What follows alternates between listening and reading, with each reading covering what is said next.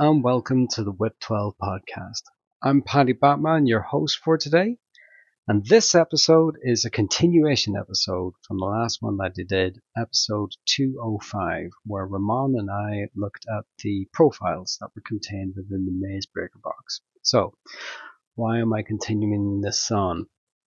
When Ramon and I recorded episode 205, we only had access to the profiles, and we made the assumption, I think we even mentioned it in the episode, made the assumption that by the end of the booklet you would have a good foundation of how the game worked and what those profiles maybe meant. So that episode 205 was really trying to build on that foundation. Now that Mazebreaker is out and I've had a chance to see the booklet, I was a bit concerned that after those 6 missions, there was still a bit of distance to go between the end of mission 6 and what your exposure and experience of the rules might have been to what is hopefully the destination, which is playing your first game in a club or in a store or with a friend of yours who already has an Infinity collection. So in short, this episode is designed to try and bridge or at least trailblaze a path between you and the end of mission 6 and your first 150 point club game, or maybe 200 points. We'll see how we go. In order to do that, the bridge takes the form of 3 missions that I've written that I'm delighted to announce are currently up on InfinityGeist, the excellent website written and hosted by Keith, otherwise known as Cyberjunk in the Trunk on the Discords. He's been an absolute saint and very patient with me in the last couple of months of trying to pull together the formatting of the different missions that I was writing. So massive shout out to him. Can't wait to see how his website develops in the future. Back to the missions though, I decided just to kind of extend the same structure that the booklet has, so it should be relatively within the comfort zone of players that have already worked their way through those first 6, i.e. each mission ramps up the complexity step by step. Hopefully each mission introduces just enough new concepts, but not the concept in its entirety, so that it shouldn't be too overwhelming. And my hope is that by the end, players are better prepared for the real club. But in terms of expectations, I would not expect anyone to be fully prepared. The way I'm trying to realize that goal isn't to have you arrive at the club with a preset list that I've created and a very competitive way for you to play that. Instead, what I'm trying to do is introduce you to the skills that you're going to need going forward. You've already had some exposure to those skills, i.e. just reading the booklet and picking up on the rules and understanding them. We're very much in the slow is smooth, smooth is fast phase of the learning curve. And this next part of that is trying to help you understand what are the assets that are around you, what are the tools and what are the things that you're going to be interacting with, and building the skills on using those that's going to unlock the knowledge and unlock the more fun parts of the game as we continue. In real terms, that chiefly means working with the app and working with the rules wiki. Hopefully you've already seen the app. If not, you can download it. There are other tools out there as well that are useful, like the Army app that you can interact with through the website. Old people like me are like that one because you can print out lists in a familiar format. And there's the PDF rulebook as well. I wouldn't say that the PDF rulebook is replaced by the wiki. They're both very searchable, and I think that is one of Infinity's biggest strengths, but they are searchable in different ways. But for the time being, you're going to get a lot of mileage out of just focusing on using the app and the rules wiki. Might be a good idea to take a beat to pause the podcast, so long as it's in a safe area, like you're not driving. Go download the app and then hit unpause when you got it. We'll have a quick walk through what it is that you see. Okay, now that you've done that, obviously, the app basically allows you to view units of your faction, and then there are a list of the skills that each unit has, and if you tap on the skill, most of them will simply open up a browser window on your phone and take you straight to the link so you can read up on the rules. So the basic learning loop is going to be see a unit, see a skill, tap on it, open up the wiki, have a read through, understand how the rules are laid out. They're pretty much laid out the same way that they are in the booklet, so we should still be somewhat within our comfort zone. And this is the beginning of your journey. Enjoy. It's going to be great. And an additional note while I think of it, in episode 205, we kept the scope to miniatures that were contained within the starter box only. We didn't talk about the Beyond boxes. In this episode, I'm not really going to talk about the Beyond Mazebreaker minis either, but I do think it's relevant if you've bought them because obviously those miniatures are not covered in the rules booklet at all. So if you want to enjoy and make sense of the miniatures that you bought in the Beyond box, this episode should hopefully again lay down the skills and the roadmap of how you're going to be able to make sense of what you're looking at. Okay, so without further ado, let's start talking about the missions. 3 missions, affectionately titled missions 7, 8, and 9. And when I cover each mission, I'm going to break it into kind of mission skills, what I'm trying to focus on, what the design intent was with this mission. Each mission comes with sample lists, so it should be just as convenient for you to play with, just as you had with your booklet experience. And then the second half of each mission is where I'm kind of going to discuss the new skills that we introduce, some of the concepts, and the things to think about. Hopefully you'll also see that there's a bit of a lore continuation at all. I couldn't help myself. I'm a bit of a lore guy. And I hope that you can see how terrible my writing is. But it's enjoyable nonetheless, I hope. In Mission 7, the mission concepts or skills that we are introducing is the idea of a mission specialist. If you call back to episode 205, one of the categories of units that we decided upon were specialists. These are people who are the only ones that are capable of scoring you objective points when you win the game. From memory, I don't think this concept is there in the Mazebreaker booklet. I think every model is just as capable of scoring points. So one of the first things that we're establishing in Mission 7 is that only select numbers of your list are actually able to score you the points and win you the game.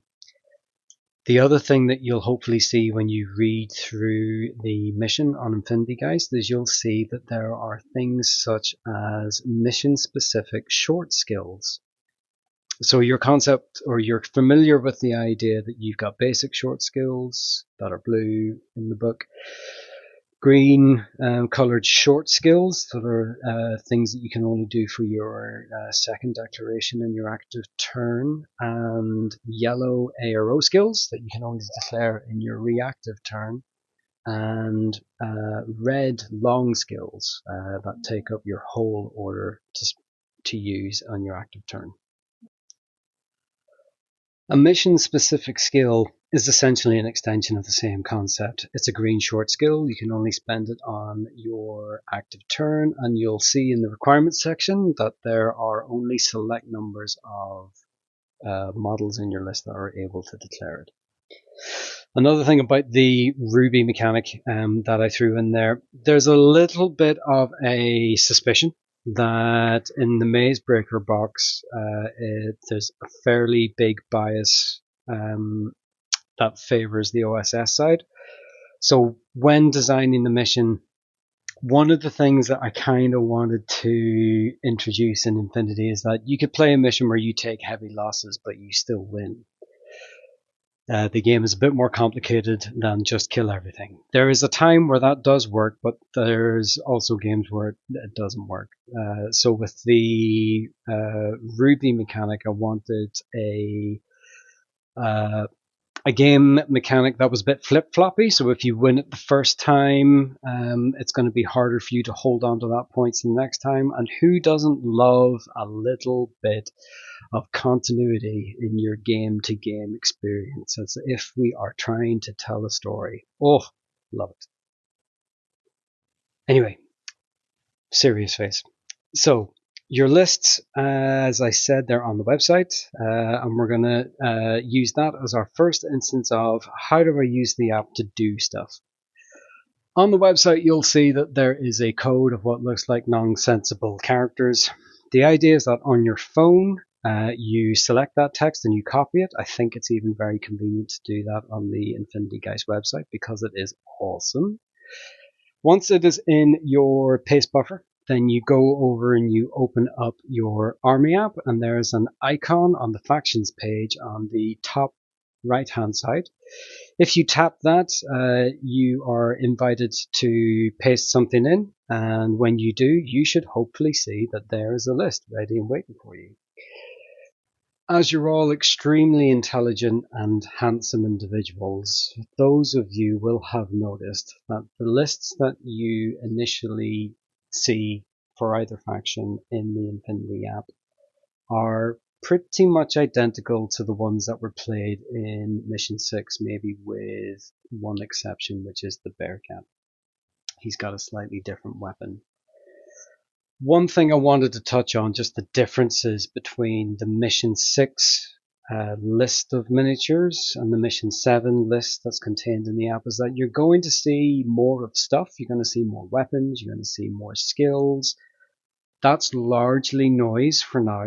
I'm going to try and filter some of that out. However, there's a couple of modifications, or at least one that I want to draw our attention to straight away, because it's fairly useful and it's a fairly decent thing to bear in mind, and that is the bandit's skill of BS attack plus 1B in the booklet.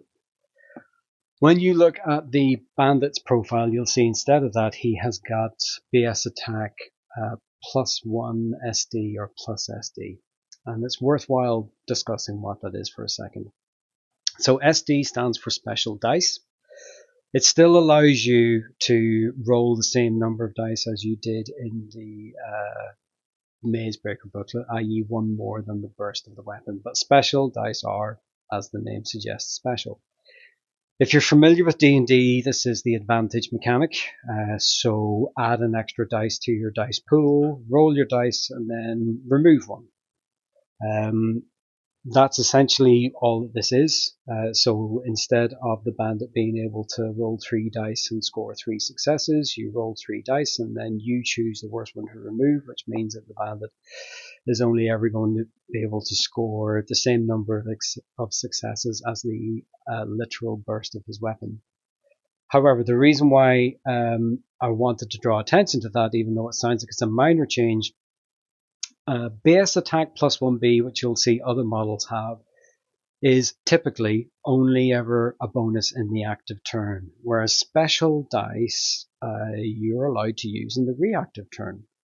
So if we change from using the bandit's base attack plus 1B to what's written in the rulebook as, or in the list, sorry, as plus 1 special die, then we're on the right road. And suddenly you should realize that your bandit in the reactive turn, he's able to roll 2 dice, one for his burst and then one for the special die, as opposed to just the 1 dice if he was shooting beforehand.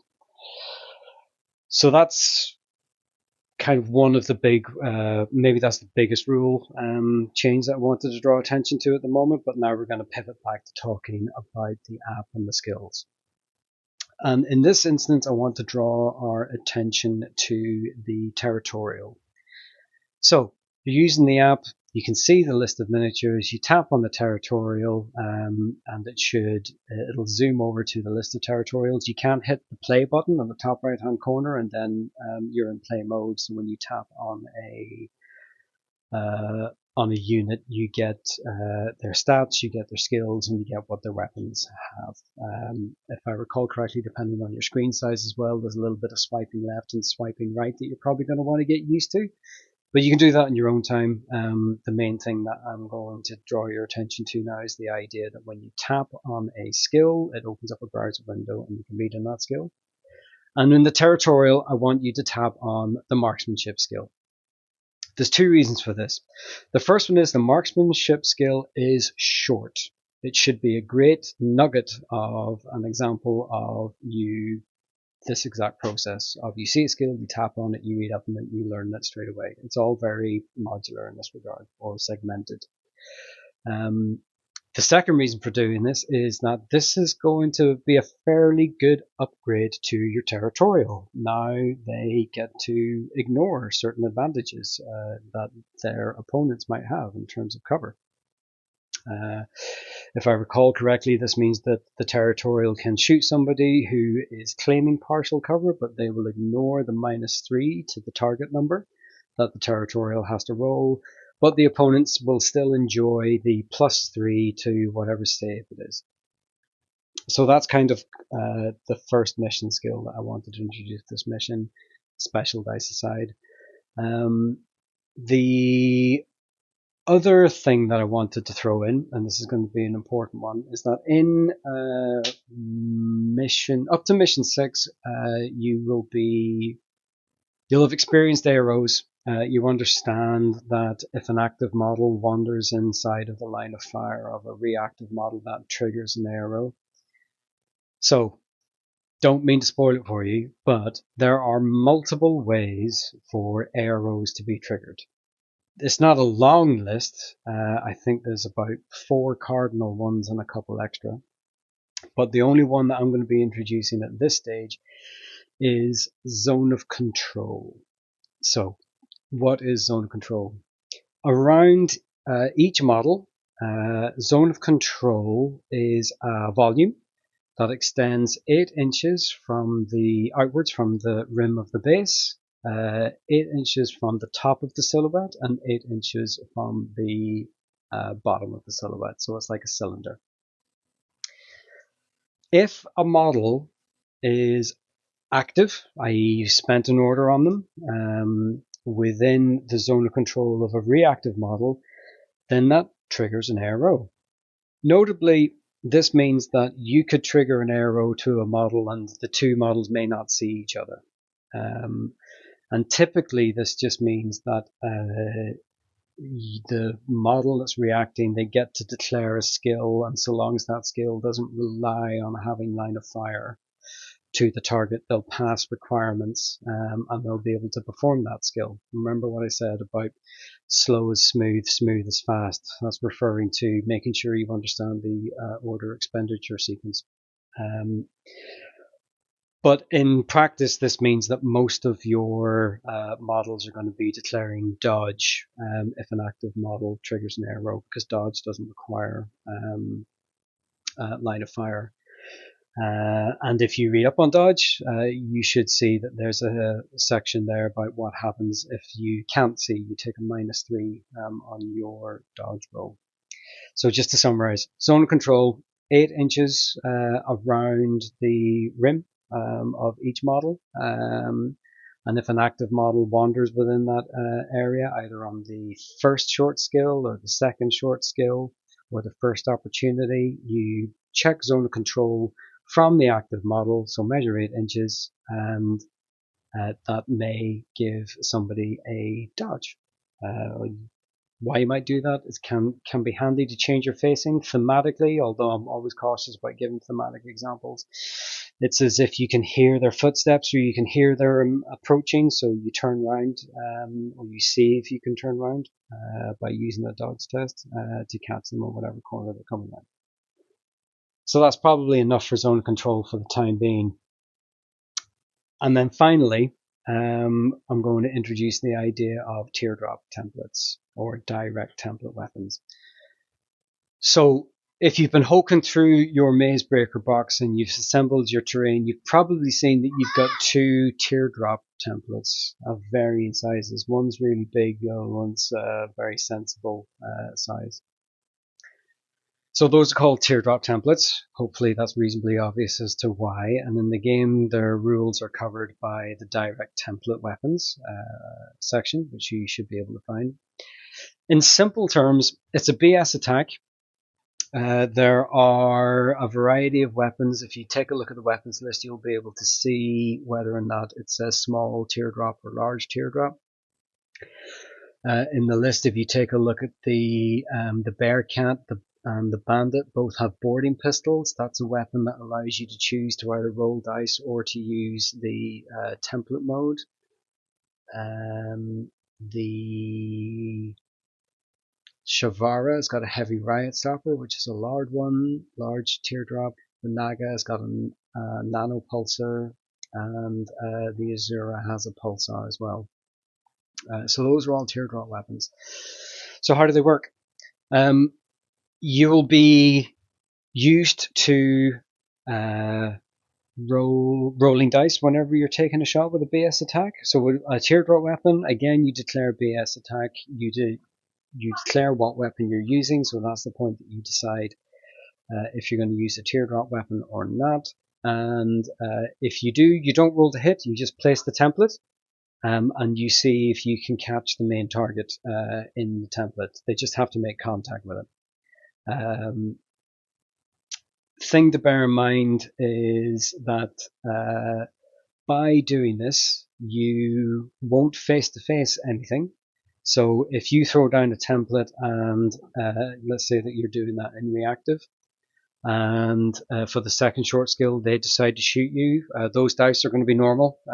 A direct template weapon doesn't face-to-face anything, but you do force that opponent therefore to roll a saving throw. It's kind of like an auto hit.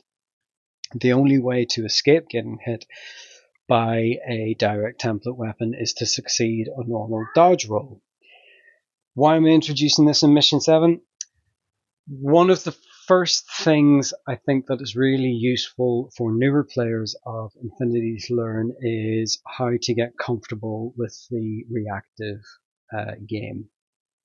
And being able to place a model down on the table where it's fully open to your opponent, that if they walk around a corner, they're going to get a template, and you're quite happy to risk losing that model if it's going to force your opponent to either dodge. Anytime your opponent declares dodge in the active turn, they are not declaring an attack, and that's to your benefit most of the time. And then there's other reasons of how you can leverage this on the active turn, but that's probably too much information. The main thing to bear in mind for the template weapons at this stage is that you don't roll to hit, you just place the template, and if you touch your opponent, then they have to make a save.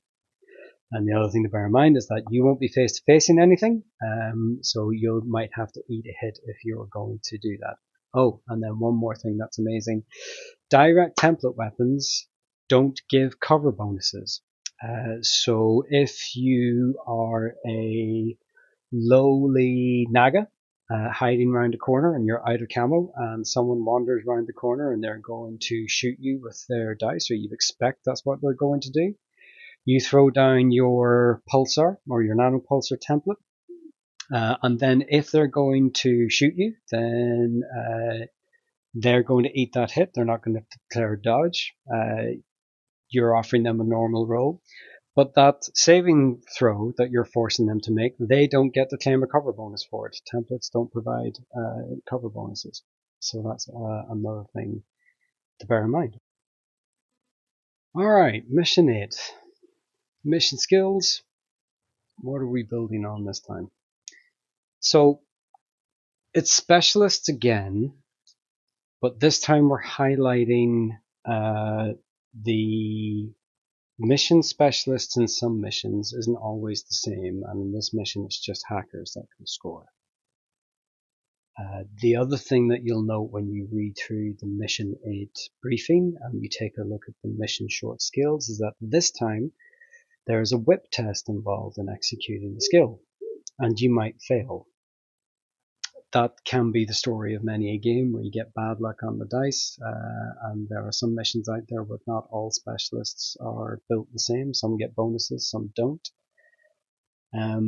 but that's what we are building on in this one. You'll also remember the control mechanic from Mission 6 and Mission 7.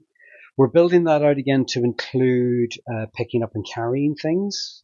That's again another typical thing that you might find in ITS missions. Also, please forgive me my indulgences with the zombie side or dungeon crawler themed callback about setting up hidden objectives. And one thing that was a surprise, I just thought it would be fun. Couldn't help it. A word to think about though about your specialists. One of the things that happens in games is that if we are cognizant that specialists are the only people that can win us points, that's information that your opponent has as well, and it is possible for you to get locked out of scoring if your opponent takes out all of your specialists or renders them incapable of declaring those short skills. So now is a really good time to start thinking about how do you keep your specialists safe. In the Mazebreaker box, there's a couple of obvious answers to that. Camouflage, in the example of the Naga, so long as they are in a camouflage state, they cannot be subject to attacks. Or keep them off the table, like in the case of the Bearcat, and only bring them on when it's safe to. The other thing to consider is positioning. So can you place them in a location on the table where it's expensive orders-wise for the enemy to reach them and take them out? I think the other thing to bear in mind is with most of these missions, the scoring conditions happen at the end of the game. So if you can start developing a sense of how am I going to be set up on turn 3 to finish this game out, that can be worthwhile. Rules-wise then, what are we introducing? We're going to introduce hacking.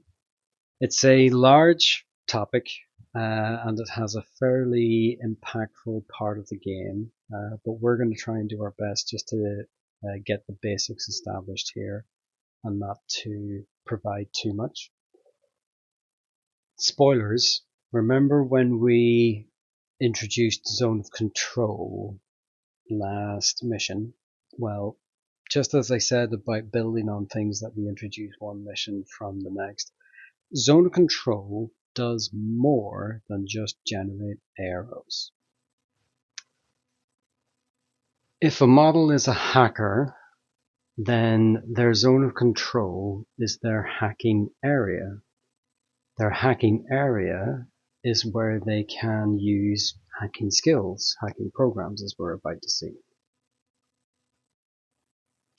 Hackers get a hacking device. If you copy and paste your lists for Mission 8 into your app now, you should see that we have a vigilante hacker. And under equipment, they have a hacking device. And on the OSS side, we have a Naga hacker, and they also have a hacking device. Now, minor gripe from me, it's cool that we have hackers, and it's cool that they have hacking devices, but in a cyberpunk game, they really should have been called decks, all I'm saying. So each hacking device comes with a set of hacking programs. On your app, if you tap on one of the little icons that looks like a USB icon, I think it is, you'll see there is a list of hacking devices. If you scroll to the hacking device, which is the only one that's present in this mission, you'll see that you've got a short set of programs that can be used. Programs are essentially skills. They come in the form, just as all skills do, of short skills. So green can be used in the active turn. Arrows can be used in the reactive turn, using 1 dice.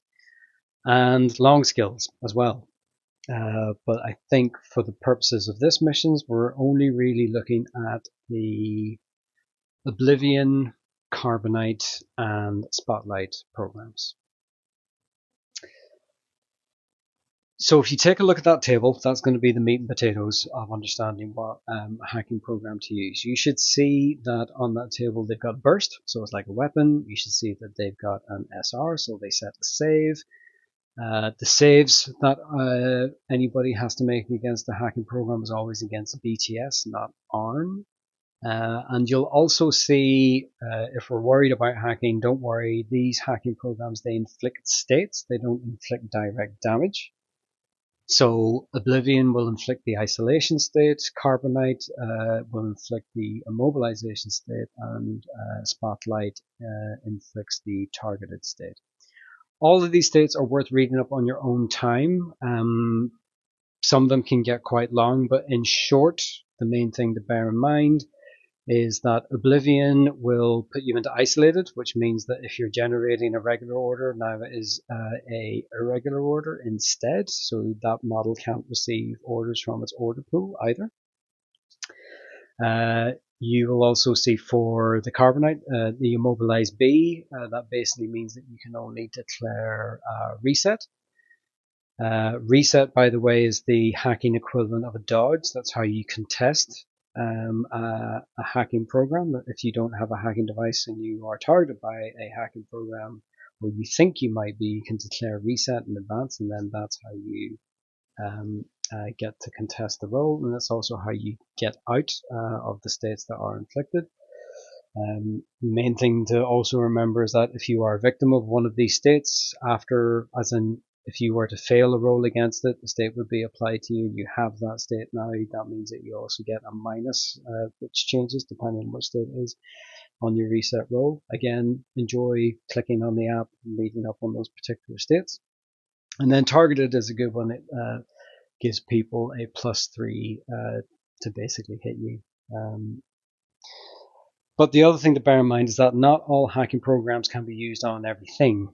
So in this example, the Carbonite and Oblivion program can only be used on troops that are of the type remote, heavy infantry, vehicle, or tag, which is kind of bad news for OSS, because I think only the Naga and the Shukra aren't remotes or heavy infantry.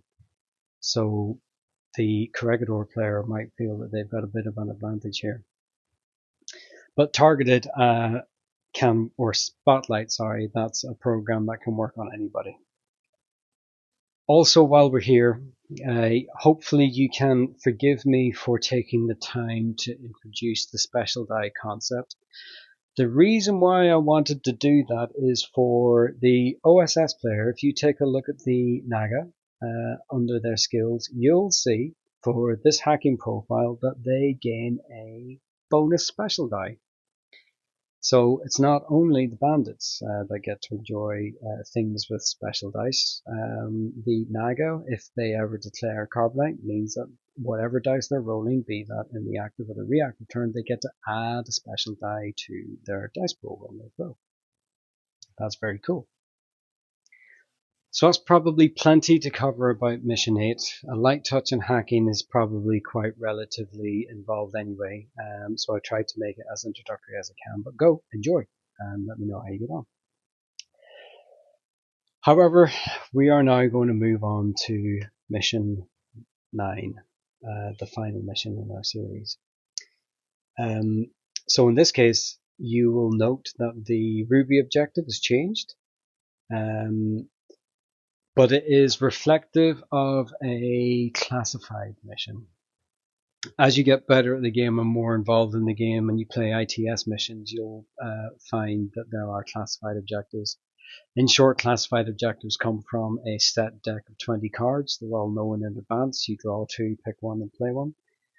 The mission for Ruby in this is pretty much lifted from one of those cards, so I wanted to try and give you at least a very small tidbit of what that was going to be like. And then the other big one that we're introducing in this mission is the concept of zone of operations. So those are areas of the table or the battlefield that you need to dominate through stocking up with victory points and then scoring. That is another fairly ubiquitous game mechanic that you find in ITS missions, so let me know how you get on with this one. Rules wise, so we're going to expand again on hacking. We're going to develop that out a bit more. We're also going to introduce a automatic skill. in the form of stealth. And we're also going to do a little bit of light fire teams. Again, fire teams is a fairly big topic. It's a fairly big part of the game, and my aim here is just to try and introduce a little bit of it to give you a taste of it, but not, it's not designed to overwhelm you. So let's work with hacking to begin with. So if you take a look at your lists, the Corregidor player is now a bit spoiled for hackers in that the Bandit and the Bearcat have been converted into hackers.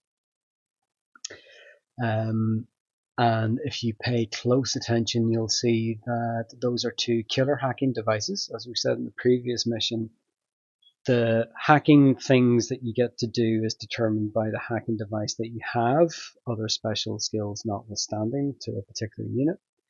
And you'll see, for example, that the Bearcat has got an upgrade that we'll discuss later. But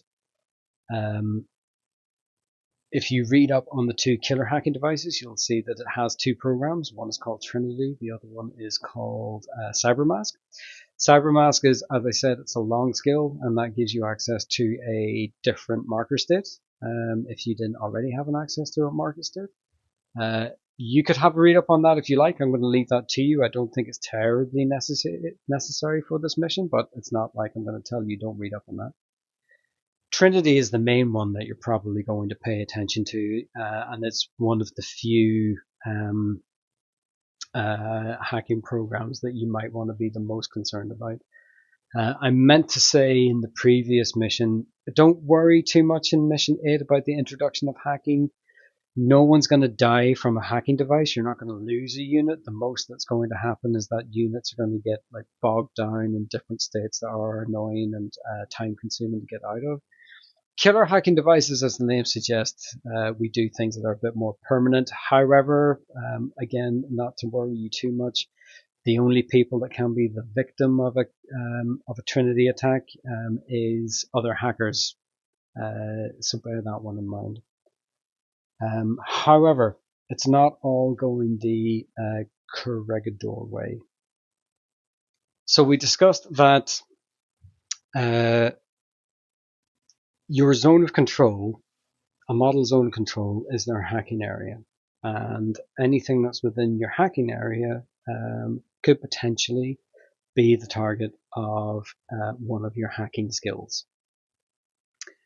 In the game, there are certain pieces of equipment that you can use to extend your hacking area outside of your own zone of control. If the OSS player takes the time to take a look at how the lists have changed, we've seen that we have promoted the Dick Palas. Now they have submachine guns, acrylic cannons, and a repeater as equipment. So a repeater, as the name suggests, is a signal repeater, and it extends the hacking network. The OSS list has one hacker in the form of the Naga, but that Naga's hacking area is not limited to their own zone of control. Their hacking area now includes the zone of control of all three Dick Palas. So that means that you could set up your Dick Palas in a fashion that screens the Naga, as an example. If the Naga was being hunted by a killer hacker, the killer hacker, if they wanted to target the Naga through the Dick Palas repeater, they could, but they start taking negative mods because repeaters act like partial cover for hacking. If you are going to hack an enemy hacker with any hacking program, through a repeater, then you would need to take a -3 on your hacking roll, and should you be successful nonetheless, the enemy hacker gains a +3 to their BTS save against your roll. Where it's a bit asymmetric is that the hacker who's benefiting from the repeater, from their own repeater, they don't take those odds. Those rolls are flat. So it's not all going Corregidor's way. The repeaters will let you use their fireball, because repeaters all come with fireballs. And if you take a look at the Bearcat, you'll see that he has a built-in firewall. As a passive skill, he doesn't need a repeater. So he has a firewall -3 skill. That basically means that he puts a -3 on any hacking rolls that go against him, and because it's a firewall, he gets his +3 to his BTS saves against hacking attacks.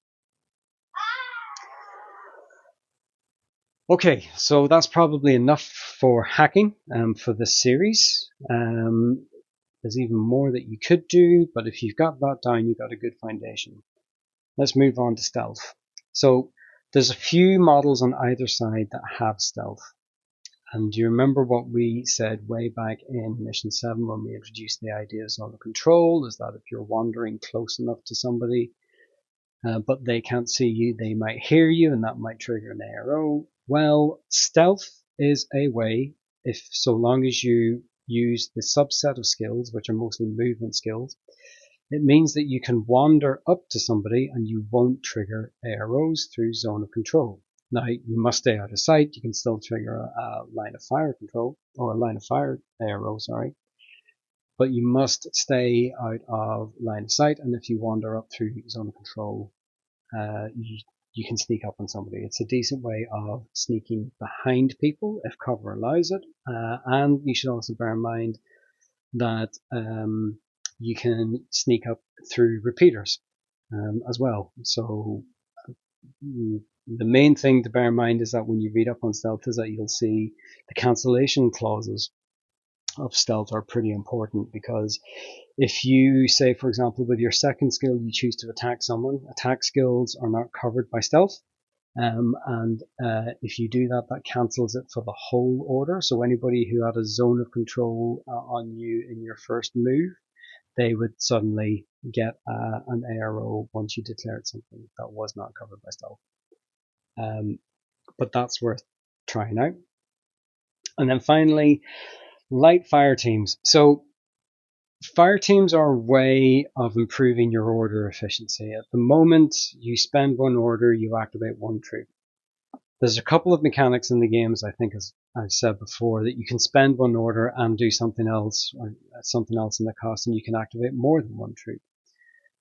Fire teams can go all the way up to 5 members. You're limited as to how many fire teams you have, but for simplicity's sake, we're only going to look at fire teams of 2 or 3, and we're really just going to focus on the bonuses of that. So for the purposes of going into this, I would suggest the Corregidor player forms 2 duos of 2 Agroseals as one duo, and then an Agroseel and the Territorial as the other duo. And then for the OSS player, I'd recommend forming a Haris, which is called the 3-man fire team with the Dick Palas. So with fire teams get certain bonuses that's based on certain conditions. For the purposes of this, I've just kind of focused on the level 2 bonus, which is anybody who declares a base attack gains a special die. So imagine a world where not only the bandit in the Corregidor side has the access to base attack plus a special die. Imagine shooting your Territorials, Red Fury, with 1 more dice in the mix. That's got to be pretty cool.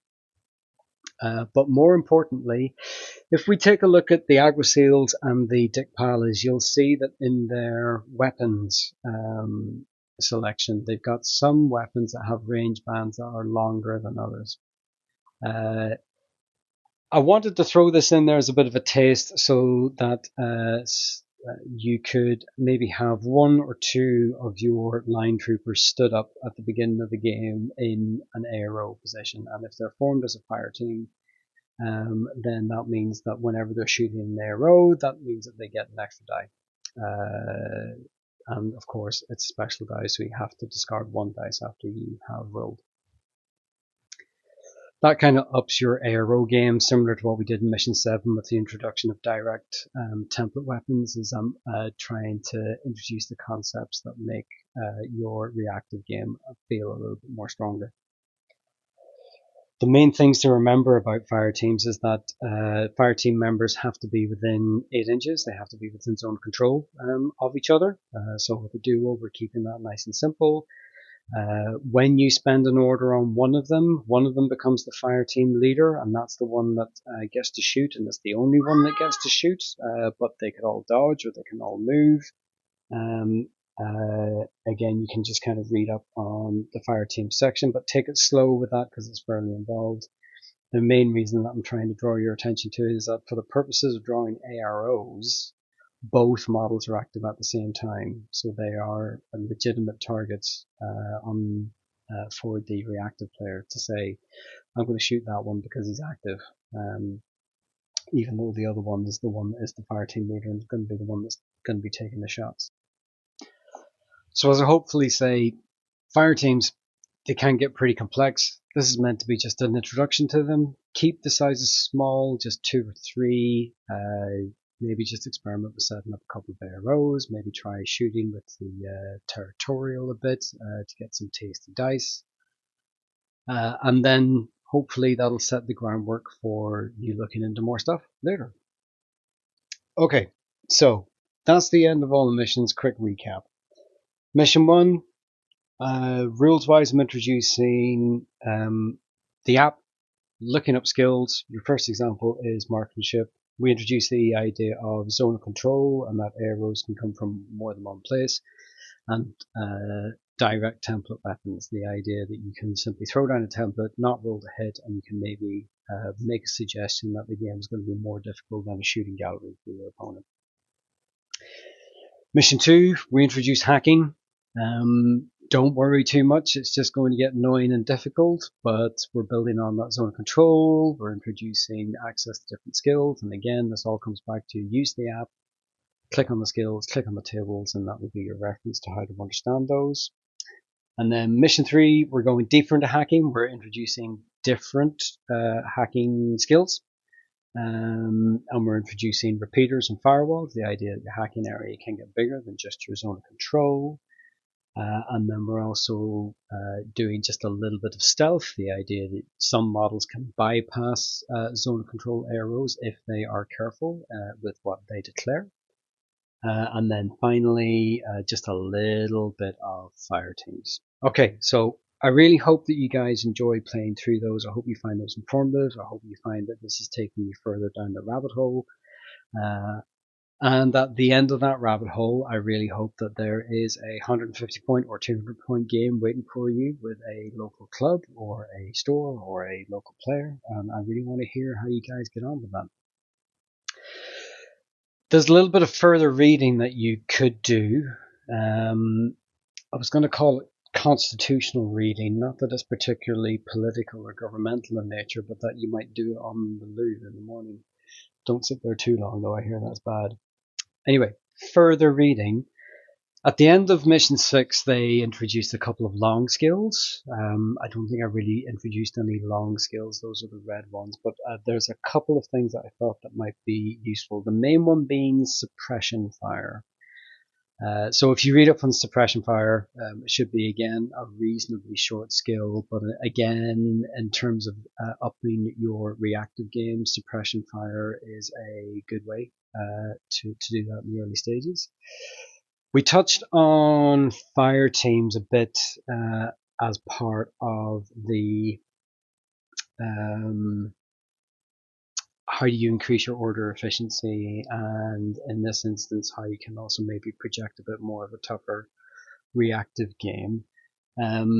The other thing that I thought, again, take a similar approach with this on fire teams is in maybe just read the initial bits just to get a taste of it and then experiment with it, is coordinated orders. The main reason why I'm saying that is because, in short, it means that you spend a regular order and you spend one other thing called command tokens, which you have 4 of and you need to keep track of. Don't go bother looking for them in the Mazebreaker box, they're not there. But the reason why I'm drawing your attention to that is because in the early days, you could spend a regular order and you could activate up to 4 of your guys who have weapons with the suppressive fire mode, and you could put them all into suppression fire. So that's kind of like an easy way or an easy introduction to coordinated orders. it gets a bit more complicated if you wanted to do something like moving and shooting. So that's why I'm not suggesting that as your first look. But if you got comfortable with that, maybe the other thing to look into would be place deployables. There are some models, I think on both sides, that have things that they can place, like repeaters or mines. You could use a coordinated order to place those all in the one go, or up to 4 of them. So that's why I'm suggesting that's for further reading. And then another big one is the concept of being prone. I don't think they covered this in the Mazebreaker book, but models can be prone. They can lie down, which means that they reduce the size of their silhouette to just the base of the model. So it's a really good way of hiding models behind cover. And you can change your prone movement at the beginning or at the end of most movements. So again, you should be able to find prone is a reasonably easy thing to find in the rulebook to have a read up on that, but it will be a big way of upping your game. And I haven't even touched on a whole load of other stuff in the game. There's still more to go. But in terms of foundations, I'm hoping that these 3 help bring you further down your travel of getting to that majestic game at your local store. And I would love to hear how you get on. Massive thanks again to Keith from InfinityGeist for all his help and for all his hosting. Maybe another quick shout out before I go. Operation White Star in Ireland. Tickets are still on sale. You should take a look at the community posts in the main Discord. You'll find links to that Discord server. Hope to see you there. Still time to book flights, etc. And thank you so much for listening, and I hope you have fun. I'll see you guys on the next one. Bye.